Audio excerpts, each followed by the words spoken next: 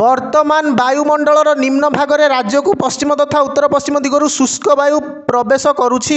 ସୂର୍ଯ୍ୟ କିରଣର ତୀବ୍ରତା ବୃଦ୍ଧି ପାଉଥିବାରୁ ଆଗାମୀ 4ରୁ 5 ଦିନ ମଧ୍ୟରେ ଅନେକ ସ୍ଥାନରେ ଦିନ ତାପମାତ୍ରା ଧୀରେ ଧୀରେ 2ରୁ 4 ଡିଗ୍ରୀ ଯାଏଁ ବୃଦ୍ଧି ହେବାର ସମ୍ଭାବନା ଥିବା ଆକଳନ କରିଛି ଆଞ୍ଚଳିକ ପାଣିପାଗ ବିଭାଗ। ପ୍ରଭାବରେ ରାଜ୍ୟର ଅନେକ ସ୍ଥାନରେ ତାପମାତ୍ରା 40 ଡିଗ୍ରୀ ରେକର୍ଡ ହେବା ସହ ଆସନ୍ତାକାଲିଠାରୁ 20 ତାରିଖ ମଧ୍ୟରେ କିଛି ଜିଲ୍ଲାରେ 43ରୁ 45 ଡିଗ୍ରୀ ଯାଏଁ ତାପମାତ୍ରା ରେକର୍ଡ ହେବାର ସମ୍ଭାବନା ରହିଛି।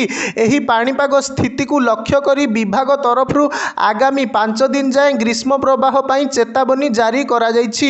ଉପକୂଳ ଓଡ଼ିଶାର ସମସ୍ତ ଜିଲ୍ଲାଗୁଡ଼ିକରେ ଉଚ୍ଚ ତାପମାତ୍ରା ତଥା ଉଚ୍ଚ ଆର୍ଦ୍ରତା ପ୍ରଭାବ ଲାଗି ରହିବା ସହ ଆଗାମୀ 4ରୁ 5 ଦିନ ଯାଏଁ ଉଷ୍ମ ଆର୍ଦ୍ର ପାଣିପାଗ ସ୍ଥିତି ରହିବାର ସମ୍ଭାବନା ରହିଛି।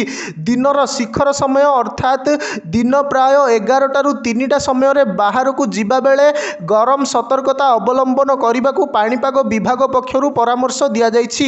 ଗରମ ଏବଂ ଗୁଳୁଗୁଳି ପ୍ରଭାବରେ ଦେହ ହାତ ଫଳିଯିବା ତଥା ଅସୁସ୍ଥ କିମ୍ବା ଅଣନିଶ୍ୱାସୀ ହୋଇପାରେ।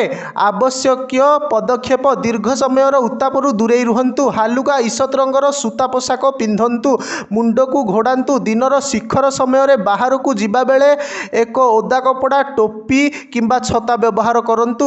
ଡିହାଇଡ୍ରେସନରୁ ରକ୍ଷା ପାଇବା ପାଇଁ ତୃଷାର୍ତ୍ତ ନଥିଲେ ମଧ୍ୟ ପର୍ଯ୍ୟାପ୍ତ ପରିମାଣରେ ପାନୀୟ ଗ୍ରହଣ କରନ୍ତୁ। ଶରୀରକୁ ଡିହାଇଡ୍ରେସନରୁ ରକ୍ଷା ପାଇବା ପାଇଁ ORS, ଘରେ ତିଆରି ପାନୀୟ ଯେପରିକି ଲସି, ତୋରାଣି, ଆଖୁରସ, ଲେମ୍ବୁ ପାଣି, ଘୋଳ ଦହି ଇତ୍ୟାଦି ବ୍ୟବହାର କରନ୍ତୁ। ଦିନର ଶିଖର ସମୟରେ ପ୍ରତ୍ୟକ୍ଷ ସୂର୍ଯ୍ୟ କିରଣରୁ ରକ୍ଷା ପାଇବା ପାଇଁ କର୍ମଚାରୀଙ୍କୁ ସତର୍କ କରନ୍ତୁ। ଦିନର ଶୀତଳ ସମୟ ପାଇଁ କଠିନ କାର୍ଯ୍ୟସୂଚୀ ନିର୍ଦ୍ଧାରଣ କରନ୍ତୁ। ବାହ୍ୟ କାର୍ଯ୍ୟକଳାପ ପାଇଁ ବିଶ୍ରାମ ବିରତିର ଆବୃତ୍ତି ଏବଂ ଅବଧି ବୃଦ୍ଧି କରନ୍ତୁ।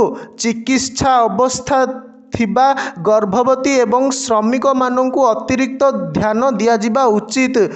ଉତ୍ତାପ ଆଘାତ: ଉତ୍ତାପଜନିତ ଲକ୍ଷଣ ଯେପରିକି ଦୁର୍ବଳତା, ମୁଣ୍ଡ ବୁଲାଇବା, ମୁଣ୍ଡବିନ୍ଧା, ବାନ୍ତି, ଅଣନିଶ୍ୱାସୀ ଏବଂ ଦୁର୍ବଳ କିମ୍ବା ଅସୁସ୍ଥ ଅନୁଭବ କରୁଥିଲେ ତୁରନ୍ତ ଡାକ୍ତରଙ୍କ ପରାମର୍ଶ ଗ୍ରହଣ କରନ୍ତୁ। ମଦ୍ୟପାନ, ଚା, କଫି ଏବଂ କାର୍ବୋନେଟେଡ୍ ମୃଦୁ ପାନୀୟରୁ ଦୂରେଇ ରୁହନ୍ତୁ। ଏହା ଶରୀରକୁ ଡିହାଇଡ୍ରେଟ୍ କରିଥାଏ ଏବଂ ଉଚ୍ଚ ପ୍ରୋଟିନଯୁକ୍ତ ଖାଦ୍ୟରୁ ଦୂରେଇ ରୁହନ୍ତୁ ତଥା ବାସି ପୁରୁଣା ଖାଦ୍ୟ ଖାଆନ୍ତୁ ନାହିଁ। ପିଲାମାନଙ୍କୁ କିମ୍ବା ଗୃହପାଳିତ ପଶୁମାନଙ୍କୁ ପାର୍କିଂ ଗାଡ଼ିରେ ଛାଡ଼ନ୍ତୁ ନାହିଁ। ଦିନର ଶିଖର ସମୟ ଅର୍ଥାତ୍ ସକାଳ 11ଟାରୁ 3ଟା ମଧ୍ୟରେ ନିର୍ବାଚନ ସମାବେଶକୁ ନ୍ୟାୟପୂର୍ଣ୍ଣ ଭାବରେ ନଜର ରଖିବା ଆବଶ୍ୟକ।